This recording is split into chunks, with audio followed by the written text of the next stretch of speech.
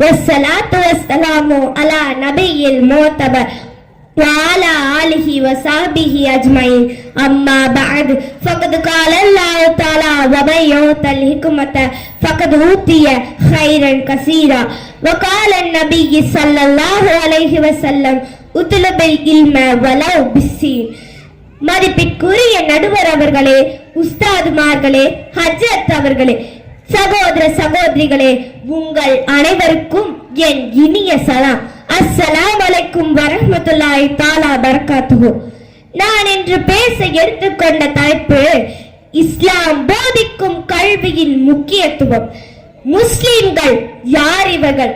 அகில உலகை படைத்து பரிபாலித்து வரும் ஒரே இறைவனால் வாழ்க்கை நெறியாக அங்கீகரிக்கப்பட்ட மார்க்கத்திற்கு சொந்தக்காரர்கள்.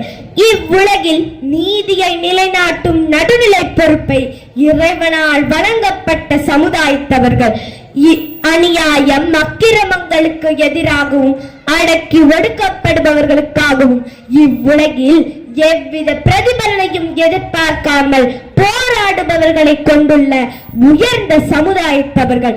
நாளை மறுமையில் இவ்வுலக மாந்தர் அனைவருக்காகவும் இறைவனிடம் பரிந்துரைக்கும் வாய்ப்பு பெற்ற ஒரே இறை தூதரான முஹம்மது நபி ஸல்லல்லாஹு அலைஹி வஸல்லம் அவர்களின் சமுதாயத்தவர்கள் என்ற மிக பெரும் பேறு பெற்றவர்கள்.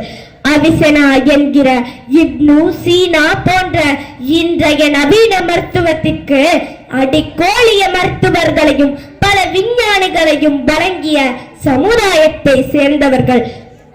உலகிற்கு எல்லா துறைகளிலும் வல்லுநர்களை வழங்கி ஒளி வீசிக்கொண்டிருக்கும் சமுதாயத்தை சேர்ந்தவர்கள். இத்தனை மாபெரும் மகத்துவங்களை உள்ளடக்கிய இஸ்லாமிய சமுதாயத்தின் இன்றைய நிலை